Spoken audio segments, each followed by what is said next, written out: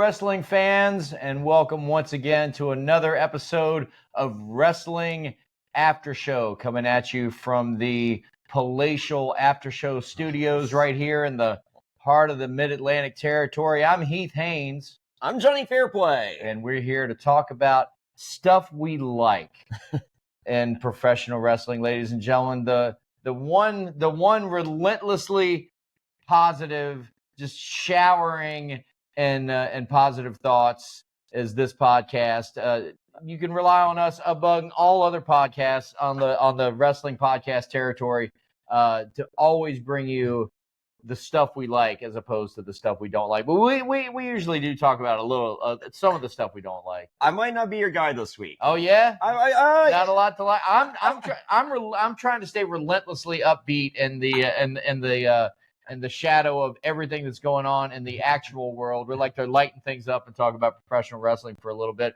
But I'm sure, as always, Fairplay's got plenty of hot takes and reckless speculation. We're going to be talking about the big PLE that just wound up. Blood Money 12 was actually the number for WWE. You actually looked it up. It was Blood Money 12, emanating from Riyadh, Saudi Arabia. We're going to talk about the Raw that happened as we were recording last night, also from Riyadh, and some of the goings-on, the fallout from Crown Jewel, of course, happening on the Raw. And we're going to start a new segment that we're going to run for all of the month of November in honor of the granddaddy of them all, Starrcade, the mega show that started all the mega shows.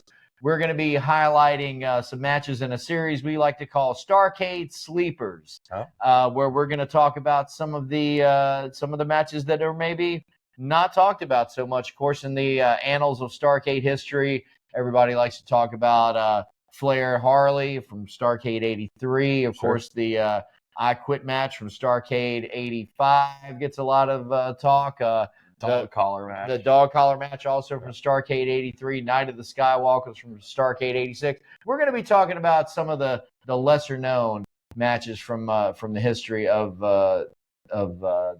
like I said, the granddaddy of them all, the crown jewel, if you will, of the Jim Crockett Senior or Jim Crockett Promotions, that being Starrcade. But that's going to be our series that we're going to run for the entire month of November, and that's how we're going to close out the show today. But first off, let's talk about Crown Jewel. Fairplay, I believe you might have some thoughts. I was on the Pro Wrestling Boom podcast with Jason Powell this week, and friend of the show. Oh, absolutely, yeah, big time. And I gave it a C. Okay. I didn't B- for me, but yeah, I could be talked into a B-, but the huge thing for me was Cody didn't need that championship. He did not. He did not. Triple H did promise, a clean finish, and we got, the recycled Bulldog, Bret Hart, Roddy Piper WrestleMania 8 finish. Yeah. And which they actually referred to in commentary. They did. Yeah. For first time in a while, they've actually referred to it, even though we've seen it a few times. I'm cool with the finish. I'm cool with that being a finish, but I'm not cool with as I said, the championship literally adds nothing to the Cody character. Yeah. Yes, we got a clean finish, and I didn't want a Kevin Owens run in the actual match. Mm-hmm. However, backstage prior to the match, I wanted a Kevin Owens Cody Rhodes beatdown. And after the fact on SmackDown, I wanted Kevin Owens going, "Hey, I didn't beat you down because I want Gunther to win that championship. I didn't beat you down because I didn't want you to have that championship. I beat you down because I didn't want your daughter to have that championship." And there we go with the personal vendetta angle that would have sold the whole thing. Yeah. My overall grade for Crown Jewel was a B-. I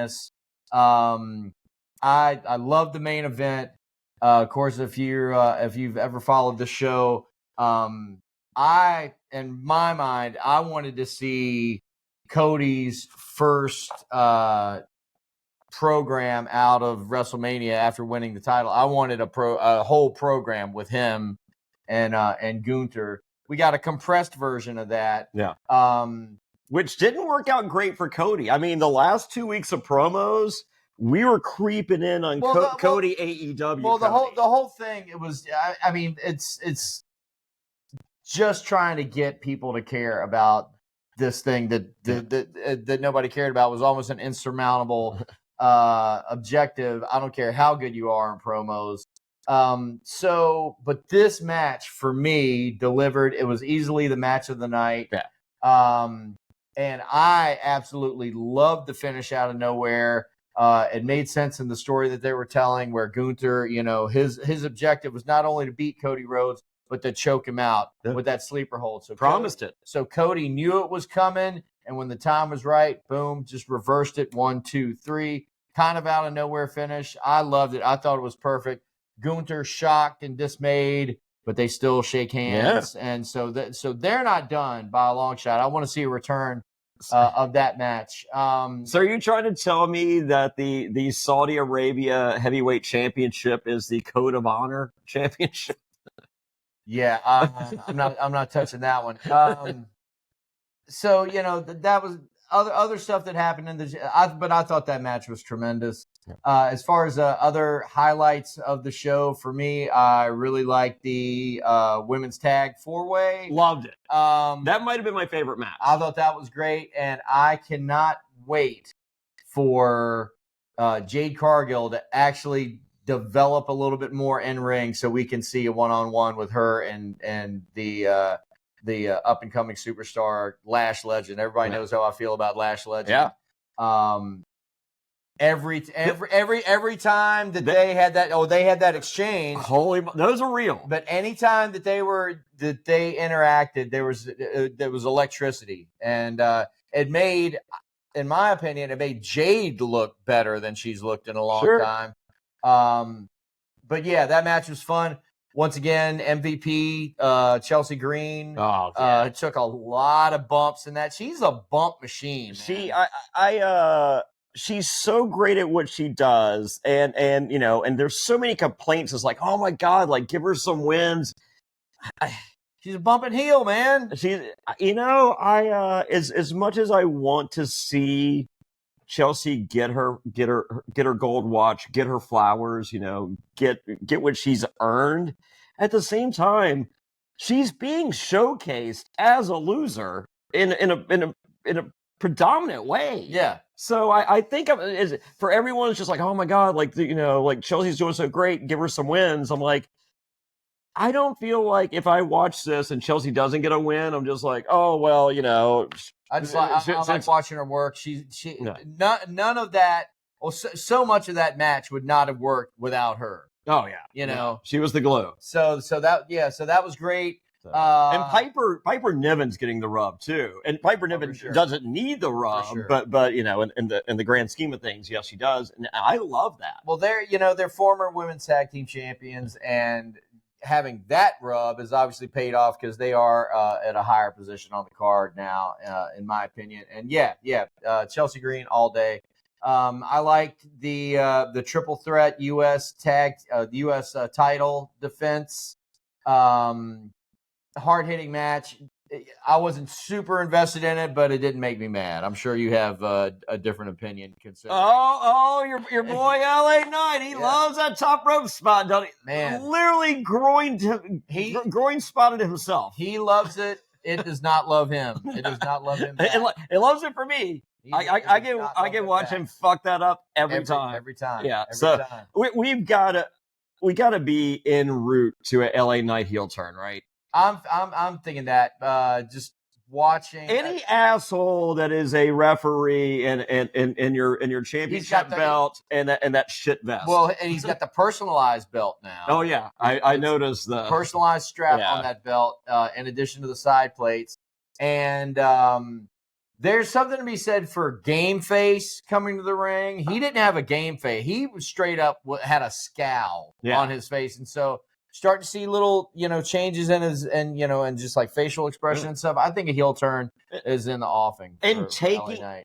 taking away a spinner championship from all the little kids out there that would love to go to these newly branded Toys R Us's. Was there a spinner championship? Carmelo has promised a spinner championship. Oh, Carmelo has promised a. Well, yeah. Well, then he took that off the table. Yeah, that's a heel move right there.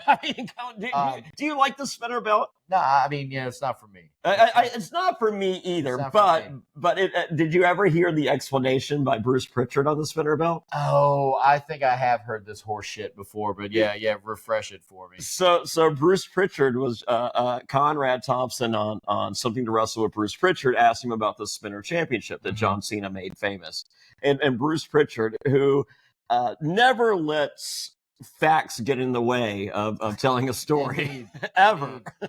And he was just like, like the DJs, like, chick, chick, chick, chick.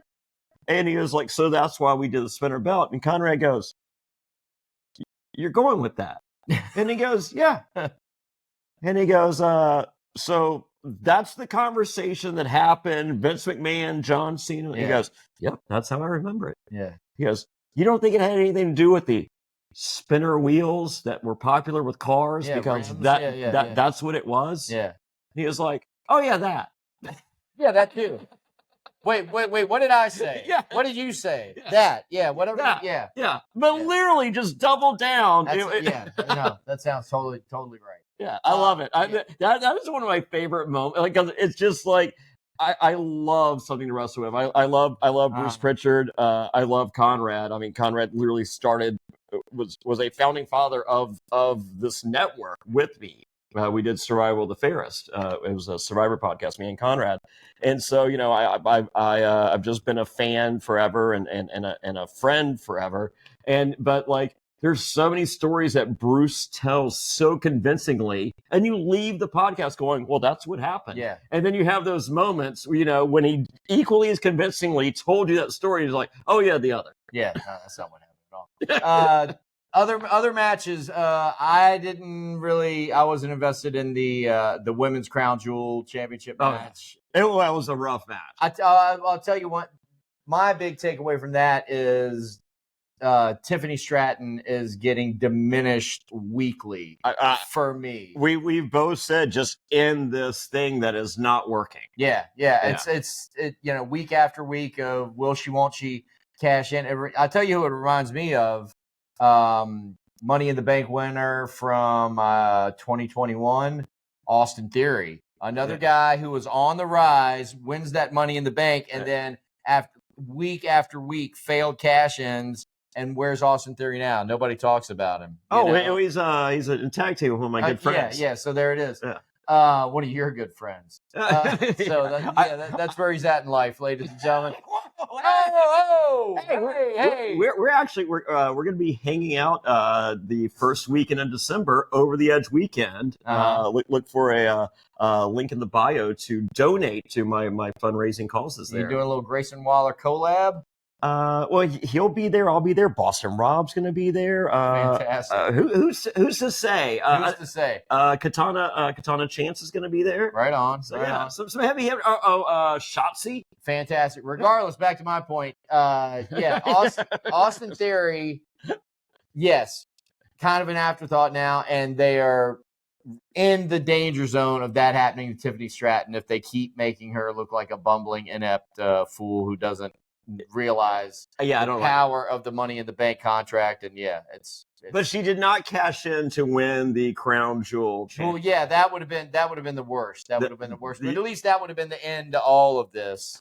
But you wanted to end Money in the Bank if that was done. If that's the deal, no more Money in the Bank. It's like, fuck it, it's over as a concept. But so she is not looking great to me. And she looks great to me. There you go. We should talk about the Bloodline opening tag match.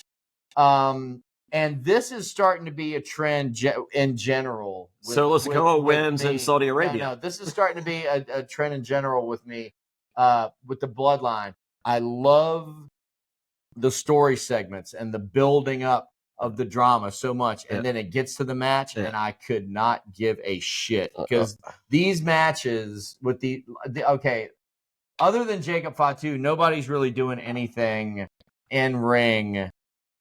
That's like in ring. Nothing to write home about. Jay's doing yeet. But then the other thing is just the instant selling. Like I got disinvested from this match right off the bat.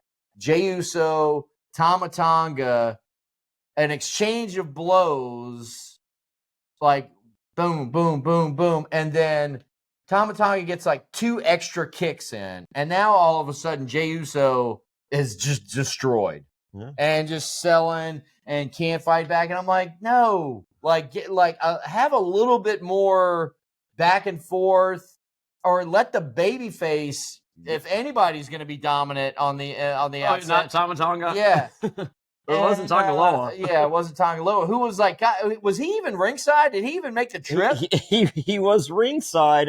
He played a factor in the after-match advantage that they took before the Sammy run-in to equal the odds. Okay. So, yeah. So he was literally... Like if he had worn like a black hoodie, or black hoodie, it could have been anyone. It could have been anyone. So so this match, whatever. I didn't care about anything of this match, but I loved all the story going into it, and then of course the story going out of it. Sami Zayn shows up, and they had the thing at the end where Roman Reigns committed the what's my cardinal sin of all Sami Zayn opponents, don't stand up in the corner. He stood up in the corner, but he didn't stand there for long because he went for a Superman punch. Cody went for Sammy went for Sammy Uso. Sammy Uso went for the kick, and Solo Sikoa gets out of the way. Roman Reigns gets kicked in the head for his trouble. Love it. I want to talk about right now, and really the highlight for this whole show for me, as much shit as I give WWE and will continue to give WWE about their involvement in Saudi Arabia. If you remember to our show last week, the first thing I said was like, I get it. There's fans there. Holy shit. This was my favorite crowd in a long time. Yeah. And I actually, I just had some free time on, I ended up watching Virginia Tech versus Syracuse on Saturday. Right. It was a big game for the Hokies. So I watched on Sunday. And you watched Crown Jewel on Sunday. The Crown Jewel on Sunday. But prior to match time, I was debating. I'm just like, well, let me watch the Friday night deal from the WB Experience or the pre-show. Well, no, not the pre-show. Not the pre-show, but the kickoff. The kickoff, from the day before. Yeah. Holy moly. Is that crowd love themselves some WWE? They're super keyed in, and what we've talked and Sammy. We've talked about of course we've talked about the European audiences before and their propensity to do the sing-alongs and sort of go into business for themselves. Sometimes kind of hijack the show to an extent and not really react to what's happening in the ring. This Saudi Arabian crowd, good blend. Yeah, the good blend. They reacted to everything in the ring, and they did the sing along stuff. But they were fully invested in what was happening on that show, and super passionate. And so, I still don't think it's a great idea to be involved with the Saudi Arabian government, just for all the evil shit that they get up to all the time. But that fan base is tremendous, and if you're gonna look at trying to find the bright side in the whole situation, at least that fan base is getting tremendous shows because they deserve it. Those are some amazing fans. Well, Jason Powell and I were talking yesterday. So the budget that's out there as of right now, WB is getting $50 million per PLE. Okay. Because the number that I'd heard for a long time was 40, 45. Mm-hmm. They're now saying it's 50 per show. And as I am personally a WB stockholder. I don't care media wise what that means. I feel it's a smart investment.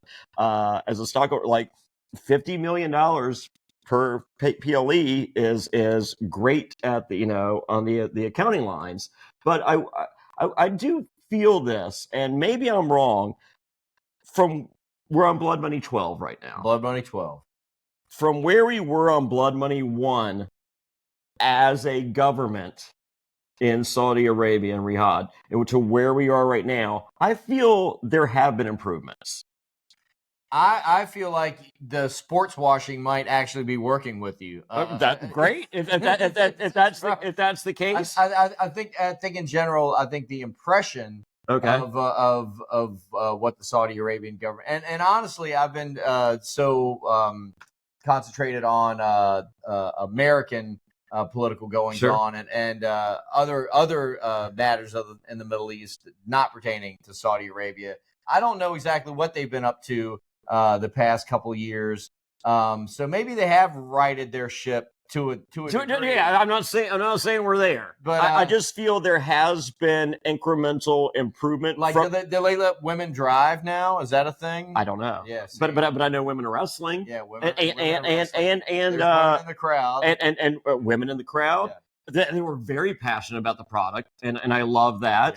Yeah. And women interviewers, not WWE, but Saudi Arabian women interviewers, no sleeves. Huh. I'd have to look into actually what has been going on, but I mean, their general history with human rights violations. Yes. And actual like we mentioned last week, state-sponsored assassinations of American journalists, and then also the funding of an actual genocide in the country of Yemen. All these things. It's going to take more than some fancy wrestling shows to make me discount all that. But having said that, that's not what we're not a political talk show. We're not gonna talk. Don't trust what we think. About any of that crap. I just feel there's upward momentum, and we're, from everything I'm seeing, it is not where we were on Blood Money 1.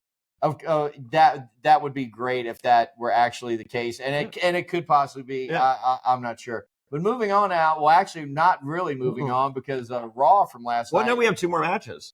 None that I care about. Oh, okay, well, yeah, the other thing wasn't a match. Yeah. Well, Kevin Owens, Randy Orton was not a match. Yeah. They as you like to say, kicked the can. Yeah, they kicked the can down the road. I'm okay with that. Yeah, that was fine. Because we literally said, what's our prediction? Schmoz. Yeah. That was literally a schmoz. So, yeah, they never even got, and they got to, and Kevin Owens loves to jump off of shit in the crowd. So he got to do that. Yeah. And then Bronson Reed and Seth Rollins. Seth freaking Rollins. I literally never looked up from my phone. I was dicking around on my phone the entire time, and I was like, "Oh, they're done. Okay, good, they're done." I haven't cared about any of that. Oh, see, I care, but I'm just. What did we say last week? The only reason for any of this to work would be Bronson Reed goes over, and in Saudi Arabia, and because it doesn't even count, and he didn't go over. So it's like, all right, well, they fucked that up. But that moves us along to what happened on Raw last night, also from Riyadh, Saudi Arabia. What are your thoughts on that? Because there was a discussion point with me and Jason Powell. Usually they do the PLE from Saudi Arabia on the other side of the world on Saturday. Race back to the United States. Yeah. Everyone's dead, and they try to put on a show where it's just like, all right, let's phone it in. Whereas it was a real show. They filmed in Saudi Arabia, and the entire crew got the week off until next week or Friday. Yeah, I think it's a great idea. I mean, I'm always a fan of doing wherever the PLE is emanating from. Do shows in that same building, as many as possible. Like give them the weekend off. SmackDown, do the Raw. Yeah, so that's great. Give the truck drivers a little time off or whatever. I guess they're not driving a truck all the way over there. Anyway, and everything's already set up. Yeah, sure. I think it's a great idea. It's Jonny Fairplay, reality TV icon, Survivor Hall of Famer, and I'm talking today about Work Money. Work Money is a non-profit organization that focuses on lowering costs and raising incomes for all Americans to make American life more affordable and American families more economically secure. They provide products, services, perks, benefits, tips, and tools to help members improve their financial lives. It's time to level up and make more money in this economy. We're talking getting rich. Now, this sweepstakes is giving away $50,000. You can use this to pay your rent, your mortgage. Imagine what you can do with all the money that you'll save. Now, this is put on by Work Money, and this site has all these sick benefits, and it's free. Go sign up right now and get more rich. Now, listen, you can change your life. Now, what would you do if you didn't have to pay your rent or mortgage for a year? Listen, sign up right now for free. Link is available right here in the show notes. Check them out. Personally, I'd get more pinball machines. I'm Jonny Fairplay. I wouldn't lie about that. It's Work Money. More money. So, the main stuff on Raw last night. Well, let's start from where Bronson Reed was involved. I thought this booking was a little hinky. So this is why you say we're positive. I'm not, because last week I watched a match in which Dominic Mysterio, it was the number one contender, or not. No, sorry, promised a world title opportunity. It was that essentially, I think, is kind of retconned into you're going to be in the. And I actually think this gets backed up if you go and watch the interactions with Adam Pearce's. I'll give you a match. If you win this match, you're in the world title picture. And semantics. I think we naturally jump to, okay, now you're going to be a number one contender. So he is in the world title picture, but I don't think that necessarily the guy he beat to get into the title picture should be in the thing. Because he literally just lost. And also we were talking last week about how the shine has definitely come off of Damian Priest in the wake of his loss to Gunther, the disintegration of his role in the Judgment Day, and now also Rhea Ripley. As of last Monday, we didn't realize that Rhea was going to be gone for a while. But in light of that, it's like Damian Priest, whatever, man. What are we going to do with this guy? Well, the answer is put him in this number one contender 4-way, and then have him win it so he gets his rematch with Gunther. But as a champion, you're supposed to get a rematch automatically. No. Yeah. No. They ended guaranteed rematches. When did that? Yeah. Which I want to say Vince made that announcement. So that's no longer a thing. The champion's automatic guaranteed rematch is no longer a thing. Yeah, that was an entire speech on Raw. Holy shit! You don't remember that? That must have been. There have been holes. There have been holes. This has been, and it may have been even reinterpreted by Triple H. This is a thing. No guaranteed rematch. Well, thanks for filling me in on that. So anyway, so he gets his rematch, but he gets a rematch. Yeah. But Cygnus was the pick here. But as he is the winner in the wake of another wave, if you will, of Bronson Reed destruction, where apparently the issues between him and Seth Rollins are not complete to his satisfaction. So that program is going to continue. I love that. Which is fine. Maybe he'll get the win. Yes. And a win where it counts versus, as I said, I would have been happy if they gave him the throwaway win in Saudi Arabia that doesn't really count because it's like, but I don't know if you saw this. Viewership was up. It was either 23 or 26% from any other Saudi Arabia event ever on Peacock. Well, yeah, I mean, there was more consequence and this one for sure, as opposed to last year's Crown Joy was as opposed to the greatest Royal Rumble. Last year we had Logan Paul versus Roman Reigns. Yeah, that was a big match. We had but no, I mean, you knew who was going to win. Yeah, what else do we have? I don't know. There was some, or was it what was that LA Knight Roman Reigns? It was last year. I literally Logan Paul beat Rey Mysterio, I believe, for the U.S. Championship of that. Well, yeah, they mentioned that. Yeah, so maybe that's what happened. Yeah, so there's been they've been making this. There's always a big match or something, for those guys, but ultimately in the big picture, there's nothing that has any bearing on the main stories moving forward. If Roman Reigns is defending the title against whoever. All the way to the lead up of WrestleMania 40, everybody knew Roman Reigns is coming out on top, you know? So, and they could, but that's, I mean, so in light of what you're saying, you can't say they did do a better job of making people care about this particular crown jewel as opposed to ones in the past. I mean, the big payoff was the crown jewel championships. And it was like, and to have a 23 to 20% increase of any other, like, it's just like, did more people care about these belts than we did? I guess so. I mean, they were shiny. They were very shiny. And they're going straight to the vault, also known as a glass case. There it is. So we have our number one contender for Gunther's World Heavyweight Championship. Would you pick Sheamus? No, we will be seeing. Really? No, man. Why? Because he's Sheamus, man. He's done. He's like, I've been like for a throwaway opponent. I would rather see Sheamus. We've already seen Gunther Sheamus like ad nauseum at this point, you know.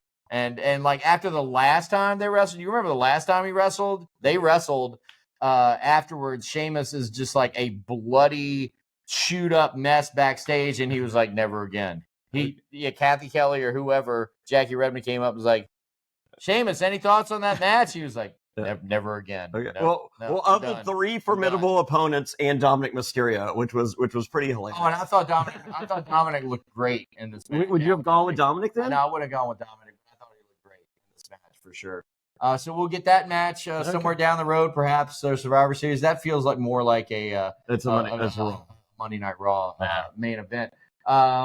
Big developments in the Bloodline saga, though. We had both of the Usos in the ring with Sami Zayn. Was it an accident on with that kick to the head? Of course it was an accident. I can't believe you're asking me this.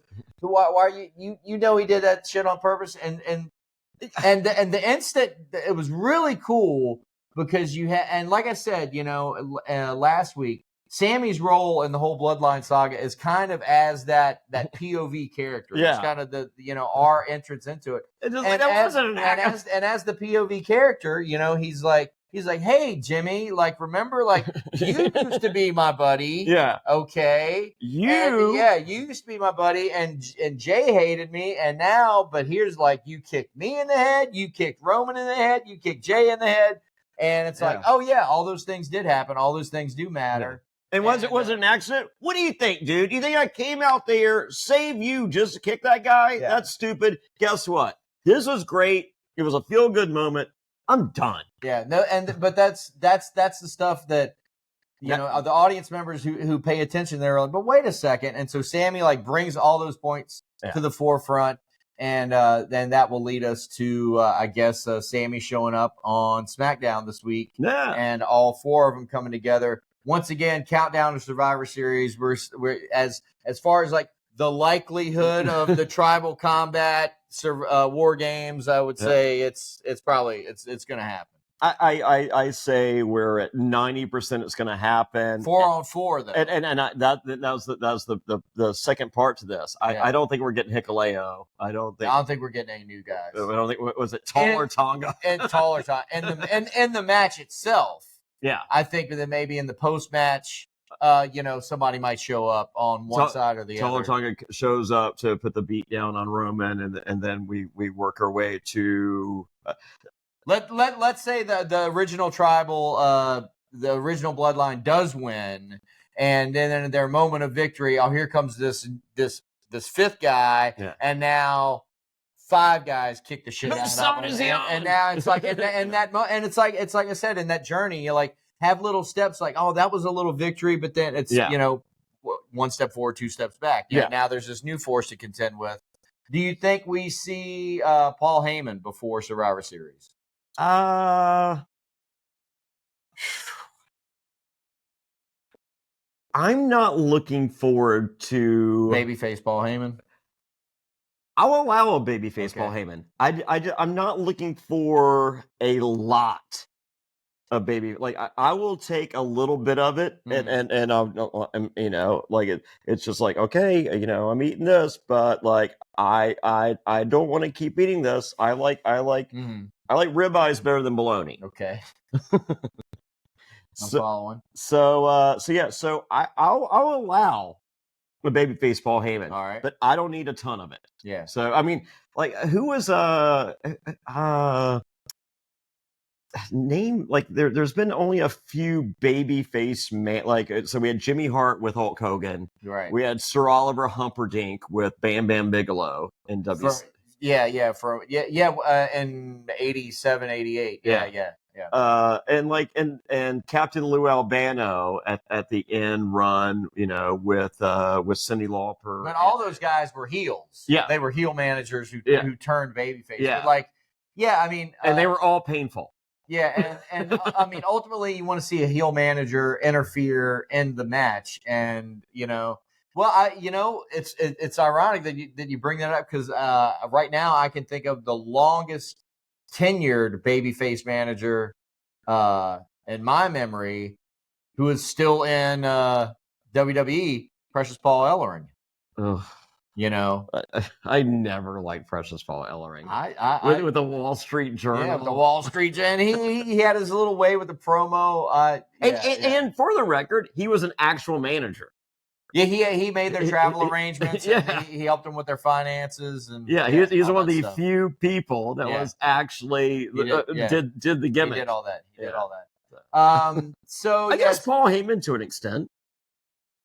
Later, because I feel like he helped out Brock Lesnar on. I think there's also a real agent involved. But. Oh, okay. I see what you're like. As far as like not just an on-screen manager, but like somebody who's like, and that's been his role with Roman Reigns as well. It hasn't been just an on-screen thing. And Jimmy Hart, and he's still heavily involved. Yeah, with as far as we know, he's still heavily involved with all this stuff. No, nothing's It's not just off screen. So and Jimmy Hart, even though he's not Brian Bloom or whoever Hulk has had over the years, but he's always been his guy with the bag. Yeah, for sure. So we've got some more Bloodline stuff to look forward to on SmackDown, of course. And Jimmy Hart's the guy when you make your wish as a Make-A-Wish kid. It's just like all I want to do is meet Hulk Hogan. It's like, hey, you got the mouth to sell Jimmy Hart, brother. Hulk couldn't make it today, but he says you go ahead if he can drag himself away from that Hart Foundation headquarters. Was that the best? We might have to share that with our audience. And as far as things we don't care about so much, I'm not going to give much time to the spooky bollocks portion of the show. So a man was kidnapped. It couldn't even be kidnapped on the show. He was kidnapped on social media. It's so stupid. And then he is now a hostage, potentially being killed was killed last night. Yeah, like the Miz may be dead. We don't know. So lame. But they're just like, hey, we are not responsible for what you just saw. Well, then why'd you show it? Fake, phony bullshit. That's all of it. Do you think my good friend the Miz is alive? Yeah. Why don't you call his wife? I can call the Miz. She would know. Shall I see if the Miz picks up? Yeah. No. I mean, if somebody could be holding the phone up to it. So you know what? I will not waste it. I will not waste those minutes. Don't waste your minutes. I'm on a new plan now. I have 40 minutes a month. Yeah. Fuck yeah. Is that a deal? The eye burner. Yeah. Yes. So, ladies and gentlemen, who's the iPhone 2? If that's enough of all this modern wrestling, it's enough of it for me. What was one last thing to throw? Oh wait, okay. Well, then there was the we got to talk about the one other thing of note and actual like contendership was the number one contender for Liv Morgan determined in a battle royal. Yeah. Which I did not see, but I know Io Sky won. I watched it. So were there other like little? I imagine there's other little storylines and stuff that were developed possibly. The big thing was building up, potentially Bianca and Jade and Jade maybe splitting up. Yeah, but every time, it went to do that, they would protect the other, so it would not. It was not. So, and the commentary on Crown Jewel for Michael Cole was bizarro world because he kept talking about how Jade and Bianca care more about their Instagram pics than they do being a tag team. Like, it's this whole thing that they're trying to tell some kind of story that we're not seeing at all. Yeah. And then also the story of the bloodline. Roman Reigns is like, oh, Roman Reigns is, if you look back, he's kind of an asshole. And he's still pretty arrogant. Like, look, he doesn't care about Jey Uso's interests. He's still a dickhead. Are we going to get heel Michael Cole again? And I'm just like, where is any of this coming from? Like all I wanted to hear was, imposter chief. So they're like, well, Solo's actually a good guy. He's brought those guys together. He's giving them gold. He's delivering on every promise he has. He's not trying to break up the family. He's trying to bring them all together. I'm like, what is happening here? Heel Michael Cole on the way. You heard it here first. No. Just a couple quick news items. So they announced the new upcoming Raw and SmackDown schedule for going into 2025. And I guess Charlotte's the closest we're getting here. We're not getting a Greensboro Raw. Yeah, we're getting a house show in Charlotte. Yeah. On my birthday. What? That is on my birthday. Guess where we're going to be. I think we might have to go. Okay. I know a guy with some tickets. Okay, there you go. So, but also we saw there. And I've never been to a WWE like live event. I've only ever been to tapings. I enjoy. I'm kind of with you, like on the house shows. I cheer the good guys. I boo the bad guys. I have fun with it. I was actually more. When I saw that it was a house show, it was going to be in our area. I was like, oh, that's because there's been Raw tapings in the past year that I've kind of been like, no, I'm good. Yeah. I think they had one. I've gone to all that I can, but like I've had like a filming schedule and touring schedule that's kind of worked against. But when's your birthday? February 17th. Okay, we can do that one.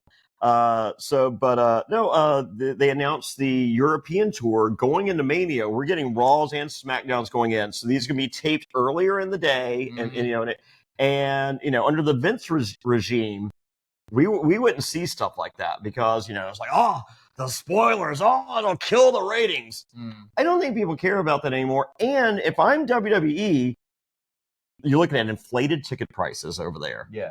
You're looking at a hot crowd that's, even if they go into business for themselves, they're still making noise and they're moving around for the cameras throughout the entire event. I like it. I think it's a smart move. Yeah, man. I mean, the more stuff they do internationally, and obviously that's where they're going. I mean, that's their goal. The world wrestling entertainment. That's what the first W stands for. And that's. I mean, there's.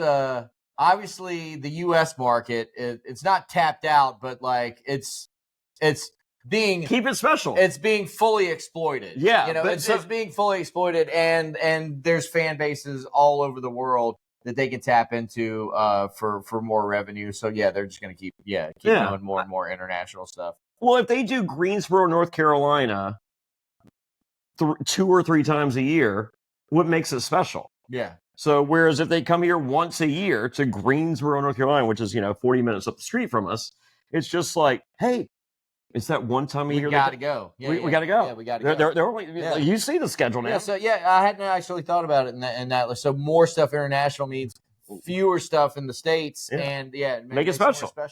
Yeah. So now if I think they're only coming to Greensboro one time in 2025. Guess where I'm going to be? We're going to the house show February 17th. Well, as far as little news items, we don't usually cover like news type stuff on the show. Yeah. But one thing I did see this morning was apparently Netflix has expressed interest in certain superstars being on their show. And the 3 that were named in the item that I saw were CM Punk. They'd like to see CM Punk on Raw, Cody Rhodes, and Roman Reigns. And I believe you had mentioned that Roman Reigns was a guarantee. You're saying guarantee. Cody Rhodes. So in order for Cody Rhodes to be there, we're either going to have to switch titles on brands, or Cody Rhodes is going to drop that undisputed WWE Championship before January 1st when Raw goes to Netflix. What's the likelihood of that? So let's think about potential Cody Rhodes title defenses between now and January 1st. Kevin Owens, Randy Orton. That's it. He's got. I think Owens and Orton. That's going to be a Survivor Series, just them, because like we said, they keep kicking that can. So at this point, I don't see who Cody's clear challenger would be if he even defends at Survivor Series. Well, they're also saying that it's going to be a brand versus brand match, and we're not sure if that's going to be 5-on-5 Survivor Series style match that we've seen in the past. Mm-hmm. So, and if it is it Cody with Kevin and Randy and two other people, and they implode upon themselves? So As much as I hate brand loyalty and the stupid T-shirt gimmick, I hate that with a passion. Teams of 5 strive to survive. I mean, that's Survivor Series. I used to love that as a little kid. The visionaries versus the, So yeah, I mean, it would be cool to have one. And for those of you with no T-shirts, realize it, like a traditional Survivor Series match is a 5-on-5 tag team match. Elimination style. Yeah. So you have 5 teams. Tito Santana taking out the warlord in seconds. You have 5 teams. You have 2 teams of 5 men each, a 10-man tag. And if you get pinned or submit, you're out. Yeah. And then one team wins. So it would be good in the spirit of Survivor Series to see at least one of those matches. I love it, but without the T-shirts. I hate the I have no, that's I have been given Raw and SmackDown T-shirts by production. Garbage. And they're just like, hey, this is from us. Like, I'd go to like the Raw after Survivor Series or whatever. Like, hey, we had some of these later. And I was just like, no. And he was just like, well, just take them. Like, I'm going to throw them. And so I would give them to people. And like, I literally had trouble giving them to people. They're like, no, I'm good. And I'm like, no, it's a free shirt. Like, what's your brand? Because you have to choose one. You can't watch both or be loyal to both. Yeah, brand warfare. So anyway, ladies and gentlemen, if you remember the origins of the Survivor Series pay-per-view, it was the WWF's effort to counter-program against the show that we're going to talk about right now. And once again, that is the granddaddy of them all, Starrcade. Ladies and gentlemen, the first ever sort of super card kind of show was not a pay-per-view for the first couple of years. Closed circuit television. Yeah. That was the. And for those of you that don't know that, closed circuit television is you would go to an arena or a bar or not so much a bar. It was you had to go to an arena, a smaller arena, or a movie theater. Well, King of the Sea had closed circuit screening. I saw Holyfield Foreman.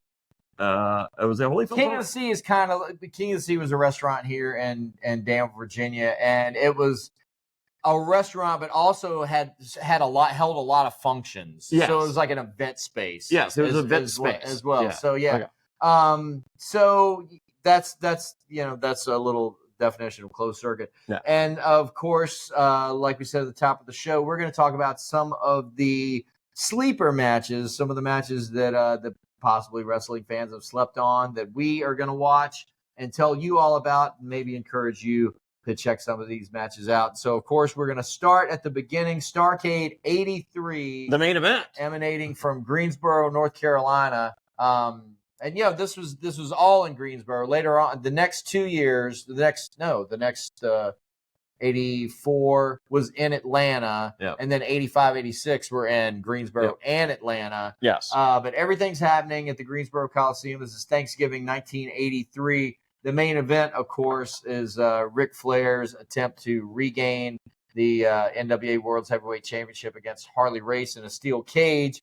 But the match that we're going to talk about... Was that the last... That was not the last match, though, was it? That was the main event. Well, no, if you watch, like, the credits end with this tag match. I think the last match of the show was Ricky Steamboat and Jay Youngblood versus the... I believe you are incorrect, sir. Well, if you watch on Peacock, it literally ends with they're celebrating in the ring, and there's the credits. I watched on Peacock today. Yeah, I did too. That was not the case. Yeah, before that match, they're talking about how the main event of Ric Flair and Harley Race is yet to come.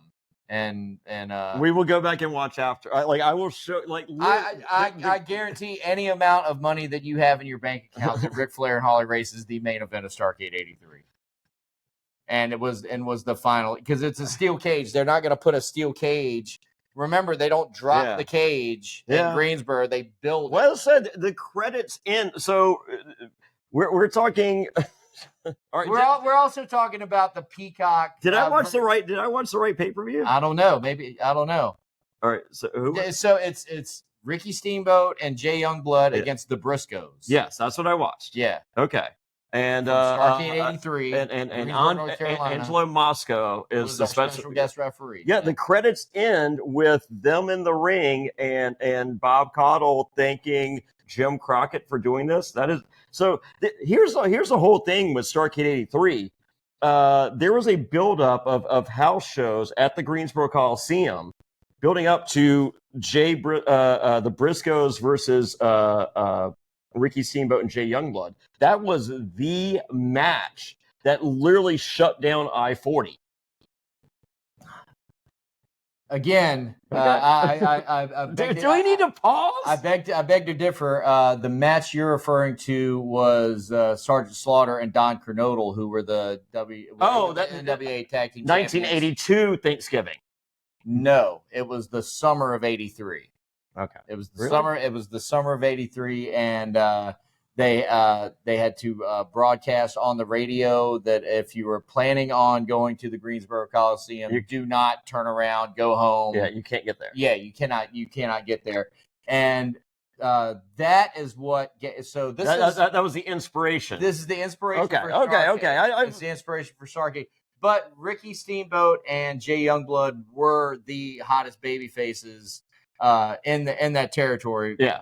Short of Ric Flair, and this is definitely babyface Ric Flair at this time. Yeah. For sure.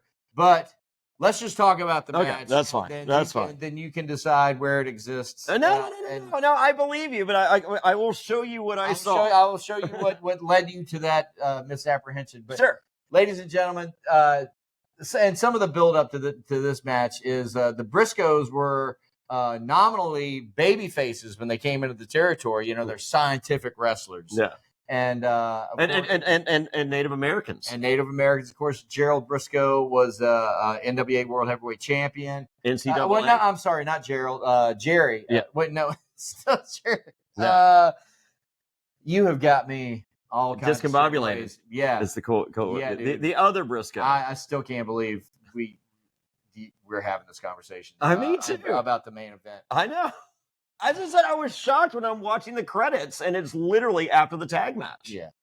Anyway, Gerald Briscoe and I keep wanting to say Jay Briscoe. We're gonna have to pause. No, we're not. I got it right here. So, Briscoe Brothers, WWE. I can't believe you thought that Jack Briscoe. Yeah, Jeez I Louise. can't believe you thought this was the main event. I did not. I never thought that until today. Why would you let? Okay. Anyway, because I'm literally watching the credits. We're watching. We're watching as soon as we get done with this.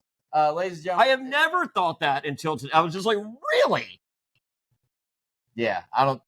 Wow. So, tag team match. Was it a lights out thing to where like they had to do the credits first before? Like I swear you can watch on Peacock. You will see the match end. They're doing the credits, and it's Ricky Steamboat and Jay Youngblood celebrating during the credits. That's I don't know. Yeah, I don't know either. As I said, I never thought that until today. I was like, really? Okay. Well, anyway, I knew they were hot. They were popular. It's a good tag team match, ladies and gentlemen. It's a great tag team. It's a good tag team match. You should check it out. It's awesome. it's funny. You get to see Jay Youngblood, who had a career. Both the Youngblood, they weren't actual Native Americans; they were Mexican Americans. But Jay is super over, maybe even more so than Ricky Steamboat in this match. He was getting a nice reaction. You get to see heelish stuff out of the Briscoe brothers, but their whole thing going into this match is like, we don't cheat. We just exploit the rule. We know the rules so well that we don't have to cheat. But they're super cocky, and it's just a fun match to watch. And this is the kind of wrestling match that I like. If earlier, I was talking about with that Bloodline match at Crown Jewel, where it just instantly starts off and like, I hit you, you hit me, I hit you, you hit me, I hit you twice, and now you're done. See, for me, there's no suspense in that. The suspense for me is like, these guys are in a hold, and now who's going to get the advantage coming out of a hold? And there's a lot of that in this match. And that's the type of stuff that gets me invested in a wrestling match. I love the fact that we saw the baby faces in control. Because there's so many, like the tag team match that we've seen ad nauseum is the good guys do some stuff, the bad guys do some stuff, the good guys do some stuff, the bad guys take over. A lot of stuff, hot tag, good guys, yeah. The baby faces in like the last like 2/3 of the match are controlling. They sort of took over, yeah. I loved it. It was nice change of pace. It was different, and it actually caught me off guard. Yeah. When the finish happened, I kind of missed it, and then I was like, wait a second, now they're beating the shit out of the referee. Is it like, and they actually announced before the match that disqualification would cause a title change. Yeah. So I was like, wait, did they just? But then I rewound, and it's like, okay, the body slam, the Ricky Steamboat. Yeah, and apparently those moves that they're using are the Briscoes. Moves. Yeah, so because they've been watching tape for months. Thanks, Bob Caudle. Nice little bit of storytelling. I loved it. That. And and a killer match, and one that you always hear about Starrcade '83. You hear about the cage match, Harley Race and Flair, and you hear about the dog collar, the pseudo main event. So this is a match that's well worth checking out. So good on Peacock.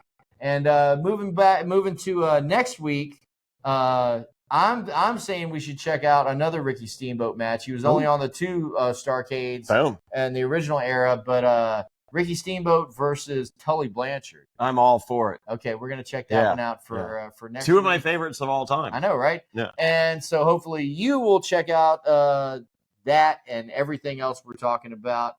Go ahead and tell them where they can find us on social media and just in general in the internet world. What's our presence like? Sure. If you want to watch, it's youtube.com/aftershow. If you want to listen, whether it be Amazon Music, Apple Podcasts, Spotify, or wherever you pod, check out, just do a search for Reality After Show, and then, in the subtitles, look for Wrestling After Show. But just to make it real easy for everybody, the viewing side, WrestlingAftershow.com. Heath Haynes, all the links. You're at Heath Haynes DJ. I'm at Jonny Fairplay, no H in Johnny. And Heath, what do you got going on right now? I don't have anything. I just have my general schemes in life, ladies and gentlemen, just trying to get one over on the common man. No, what am I saying? Whoa, hey. I've been hanging around with this guy too long. Yeah. In the early planning stages for the Three Sisters Marathon, which is coming to Danville, Virginia, next fall in September 5th and 6th, first weekend in December. Danville is going to host the first ever Three Sisters Marathon, which is a qualifier for the Boston Marathon. It's actually the final qualifier for the Boston Marathon. So we're looking forward to hosting. Doing it. We're looking forward to hosting all kinds of runners trying to get that last chance into the Boston Marathon. We're the elimination chamber of marathons. Wow. If you will. Not the what was it? We're not the Royal Rumble. Well, we're not the fast lane either. We're not fast lane either. Yeah, we're the elimination champion. Yeah, that's a good spot. I'm gonna throw. I'm not a fast lane guy. I'm gonna throw that in some of the programming. Yeah. I used to call it wrong way. Well, roadblock. That was another one. Roadblock. Yeah. That was the. Yeah. Oh no, wrong way is what I get at 1 a.m. with the fiance. Hello. All right, ladies and gentlemen. With that, we're gonna get out of here for another week. If you haven't voted, please go out and vote. But yeah, this is this is probably, I don't know. You might be watching this from your